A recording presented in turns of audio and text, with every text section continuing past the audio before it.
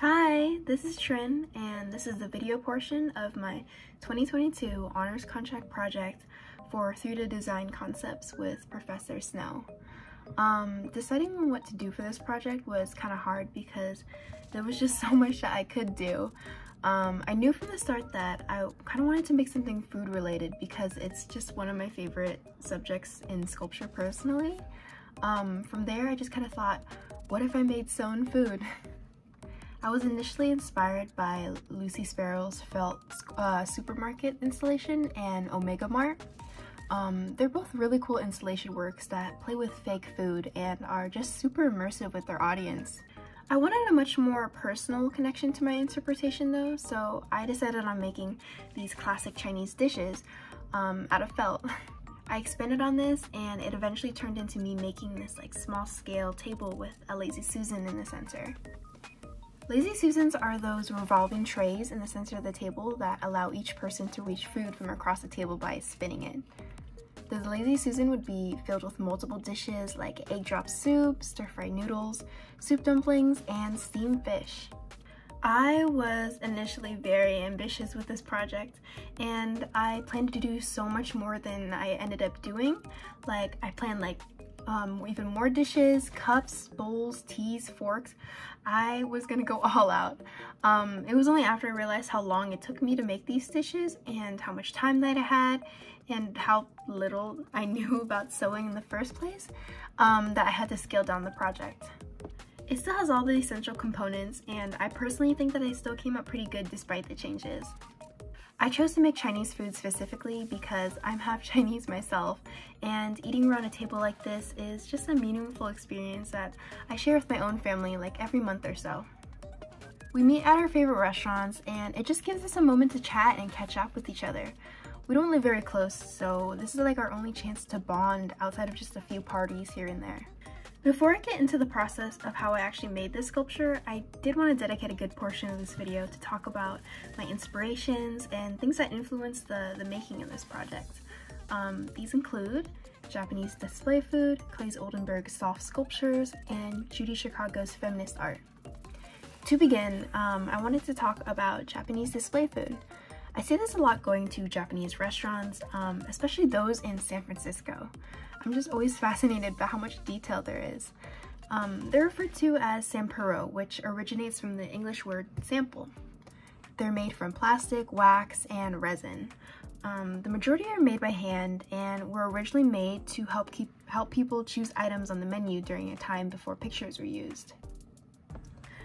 I think I am just most inspired by the presentation of such food. The artists are able to take full advantage of the types of materials they had and create a product that is near identical to reality. People are able to view these replicas and know exactly what their dish is supposed to look like. That kind of relationship between non-edible materials and an edible appearance is what I'm trying to achieve in my own project. Another inspiration is Claes Oldenburg and his famous soft sculptures. Claes Oldenburg is a famous Swedish-born American artist who is best known for his installation work. His art is very innovative and unconventional for its time. He would become well known for making what were called soft sculptures. They were basically large-scale replicas of common household objects made with a soft material. He was initially inspired to make them big by looking at luxury cars and grand pianos in Midtown showrooms. Because his then wife was a skilled seamstress, he was motivated to make them out of fabric. MoMA is quoted to have said of his work in their exhibition article titled Claes Oldenburg, "Their soft, pliant, and colorful bodies challenge the convention that sculpture is rigid and austere, and their subject matter and colossal scale infuse humor and whimsy into the often sober space of fine art."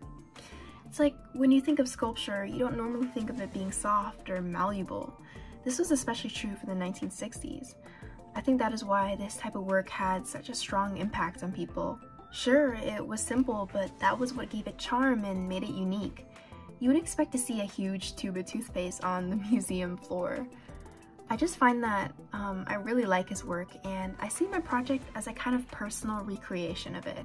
Like Oldenburg, I am taking a very well-known subject and turning its material on its head. Felt is pretty similar to fabric, and it still retains that kind of soft appearance. Oldenburg's work has a theme of being very big, and I find that I tend to make art that's very small. Most of my sculptures are less than life size, and I think being that size adds that sense of intimacy to them. It's just also super cute. Lastly, I wanted to talk a bit about Judy Chicago.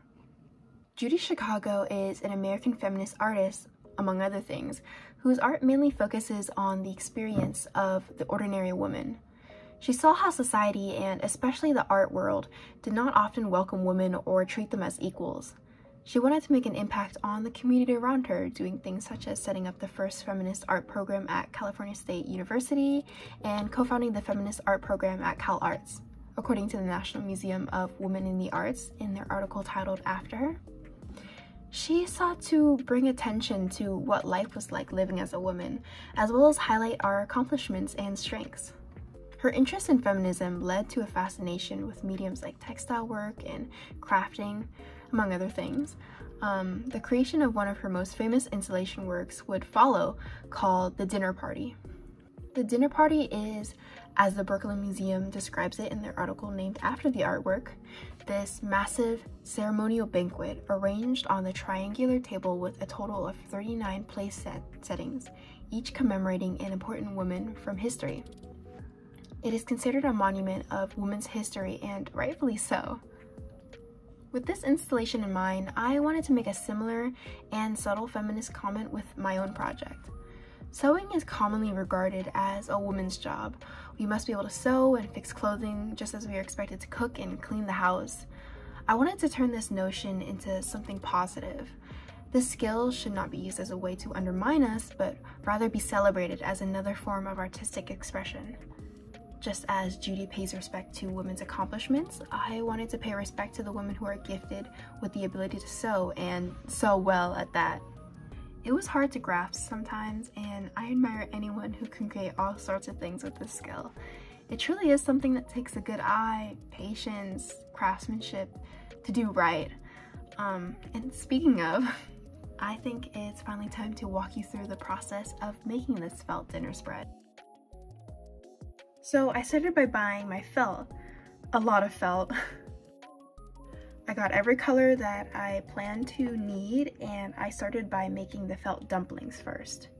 I think I spent the most time on this specific food item just because it was my first and I was still trying to teach myself how to blanket stitch and stitch cleanly, and especially because throughout this whole project I kind of just winged how I would make each food item, because for a lot of them, there weren't a lot of references or other people doing anything similar online.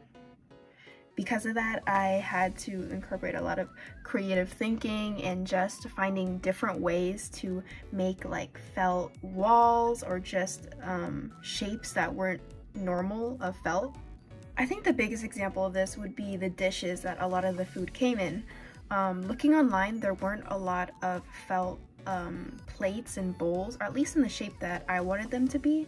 So in thinking about how to make them more three-dimensional, I began to incorporate more cardboard for structure, and just thinking about ways I could layer on or build shapes that could stand up by itself. The entire process in of itself was kind of hard in that sense, but it was really fun just trying to think about new ways I could make things. Another cool technique that I came up with in this process was lengthening strips of felt with really thin pieces of paper glued between them. This allowed them to be longer and allowed me a way to connect strips together to form like a circle.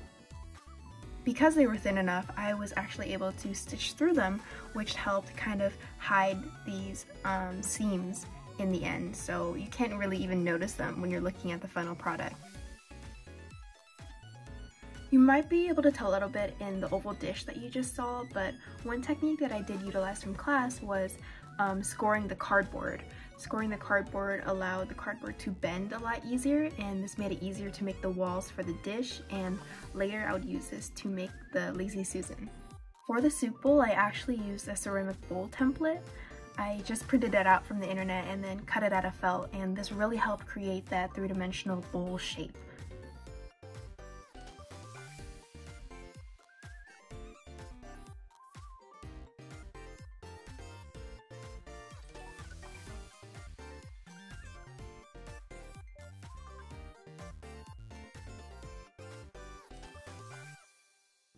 The egg drop soup was definitely my most favorite to make out of all the food items that I did end up with. I just love the way it looks in the end and the shape that I was able to create.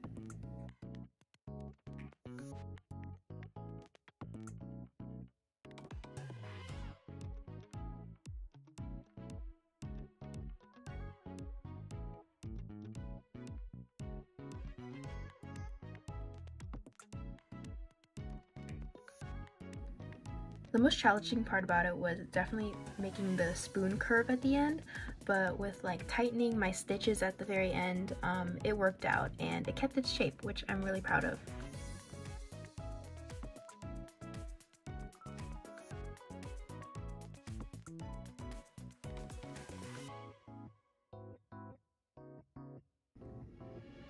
The bowl for the stir-fry noodles was kind of hard to make, but the noodles themselves were super easy.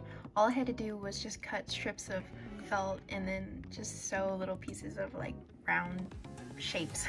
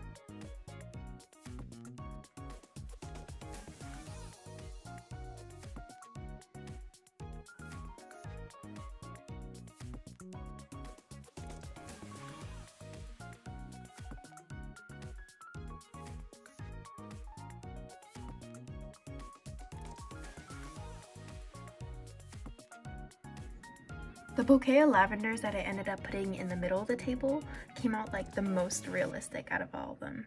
I'm not sure why, like I had the same like cartoon intention, but it just, I guess the way that I made them looked pretty similar to how it is in real life.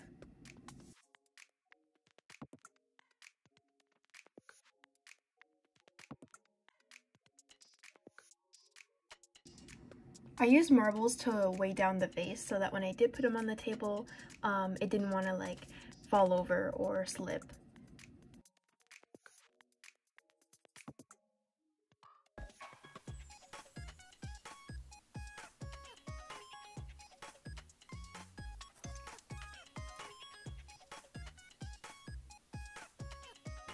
I had so many ideas for the dishes, and I originally wanted to make them in a similar way to how I did the oval dish for the fish, but in the end I was like, oh, what if I just layer 2 pieces of circular felt and kind of made it just look a little layered but still flat.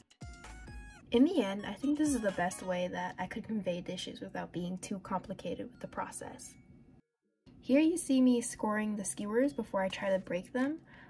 This was actually a technique that I learned from TAs that helps you break skewers without getting those little bits of wood or just uneven pieces. This is me cutting the pieces for the last thing I made, which was the table. I made the table out of cardboard, but I didn't want the cardboard to stand out too much from the felt, so I decided to cover it in fabric.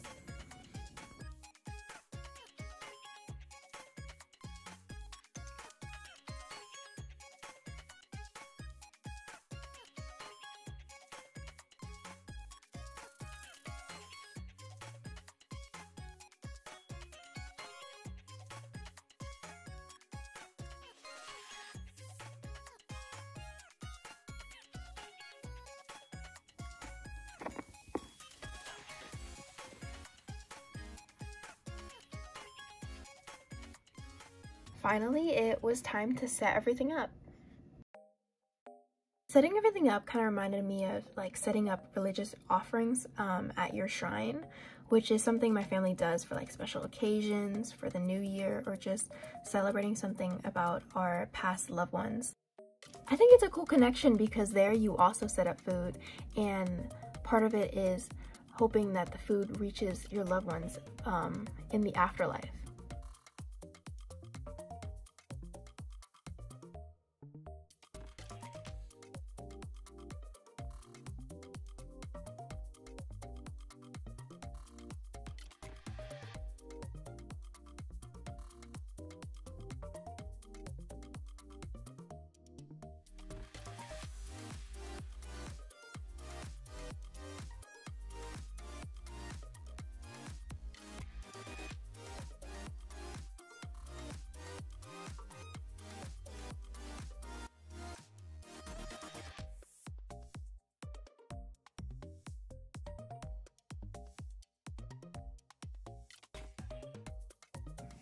Overall, I really enjoyed this project. I enjoyed learning how to sew, how to like creatively find ways to make felt food and like the bowls and such. I would consider myself now like a lot better at sewing, and especially at doing the blanket stitch specifically because I had to do it so much for the edges.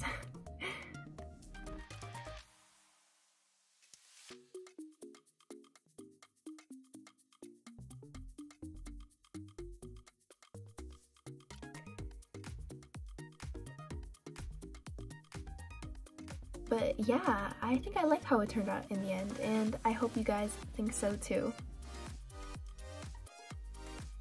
And so finally, thanks for watching!